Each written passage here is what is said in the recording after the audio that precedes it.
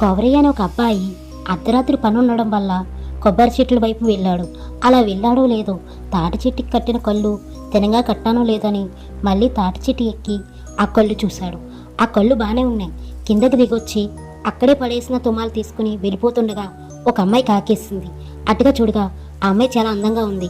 కవరయ్య ఇలా అన్నాడు, ఎవరమ్మా నువ్వు, ఈ టైంలో ఇక్కడేం చేస్తున్నావు అనగా కవరయ్యను పట్టుకుని నేను అందంగా ఉన్నానా అని అమ్మాయి గంభీరంగా అడిగింది. కవరయ్య కూడా ఓసిని తీస్తాగా శుభ్రంగా అందంగా ఉన్నావే నువ్వు అని అన్నాడు. అంతే మరీ మురిసిపోయి అమ్మాయి వంకలు తిరిగి మళ్ళీ జుట్టు పక్కకు తీసి ఇప్పుడు చూడు అందంగా ఉన్నానా అని అడగగానే కవరయ్య చేతిలో ఉన్న కొండ పరిసేసి కెవ్వు అని కేకెత్తి అక్కడి నుంచి పరిగెట్టుకుంటూ వచ్చేస్తున్నాడు. ఆ అమ్మాయి అడ్డుపడి చెప్పట్లేదు ఎందుకు, అందంగా లేనా నేను అని కవరయ్యని ఇబ్బంది పెడుతుంది.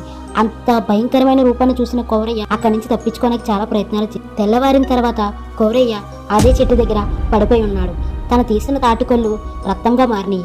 కానీ అక్కడ ఏం జరిగిందో ఎవరికి ఏమీ తెలియదు. ఇలా మీరు భయపడే కథల కోసం మన ఛానల్ ఇప్పుడే సబ్స్క్రైబ్ చేసుకోండి. లైక్ చేయడం మర్చిపోద్దు. మీ లైఫ్లో ఒక్కసారైనా మీరు కళ్ళు తాగుంటే కామెంట్ చేయడం మర్చిపోద్దు.